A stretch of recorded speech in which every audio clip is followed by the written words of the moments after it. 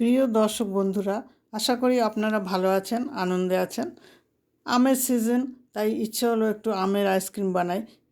এই আইসক্রিমটার জন্য আমি কোনো ফ্যাটযুক্ত জিনিস ব্যবহার করিনি। এখানে আমি ফ্যাট ফ্রি গ্রিক ইয়োগার্ট ব্যবহার করেছি। ইয়োগার্টটাকে আমি 1 ঘন্টা এইভাবে ছাঁকনির উপর রেখে দিয়েছিলাম, যাতে পুরোপুরি জলশূন্য হয়ে গেছে। এবং আম নিয়েছি 2টো পিঠ। আমটা আমি কোনো সুন্দর করে না কেটে চামচ দিয়ে চেঁচে শুধু মিক্সির মধ্যে ডাইরেক্ট নিয়ে নিয়েছি, কারণ সঙ্গে সঙ্গে এটা পেষা হবে। এই দেখুন, এখানে আমের সুন্দর রং। আমটা মিক্সিতে পিষে নিয়েছি। আম পিষে নেওয়ার পর এর মধ্যে দিয়ে দেবো 1/2 কাপ ওই দইটা প্রথমে দিয়ে দেবো। যে 4 টেবিল স্পুন দই আমি জল শূন্য করে রেখেছি, প্রথমে দইটা দিয়ে দিচ্ছি। তারপরে দিয়ে দেবো 1/2 কাপ চিনি এবং 1 cup fat free milk powder আমি ব্যবহার করেছি।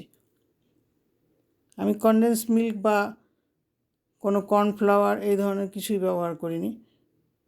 1 কাপ মিল্ক পাউডার দিয়ে দিচ্ছি, দিয়ে আবার মিক্সিতে পিষে নেব। এই পেষার পরে এইরকম কনসিস্টেন্সি হয়েছে, তারপরে আমি আরও 1/4 কাপ মতন মিল্ক পাউডার দিয়ে দিচ্ছি, দিয়ে আবার একটু মিক্সিতে চালিয়ে নিলাম। এবারে যে রকম ঘনত্বটা হয়েছে সেটা আমার ঠিক মনে হচ্ছে। এবারে আমি এটাকে একটা কৌটোতে ভরে 4 ঘন্টার জন্য রেখে দিয়েছিলাম ডিপ ফ্রিজে।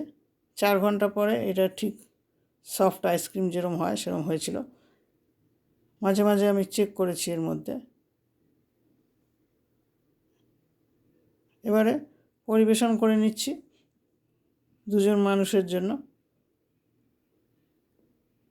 আমি খুব পরিমাণে বেশি বানাইনি, আপনার দরকার হলে আপনি পুরো কোয়ান্টিটিগুলোকে ডাবল করতে পারেন বা ট্রিপল করতে পারেন, যেরকম আপনার খাবার লোক আছেন সেই হিসাবে। উপর থেকে আমি একটু পেস্তা ছড়িয়ে দিচ্ছি, আপনি ইচ্ছে করলে কাজু কিশমিশ যা খুশি ছড়াতে পারেন। শেষ পর্যন্ত সঙ্গে থাকার জন্য অনেক ধন্যবাদ। দেখা হচ্ছে পরের কোনো ভিডিওতে অন্য কোনো রেসিপি নিয়ে।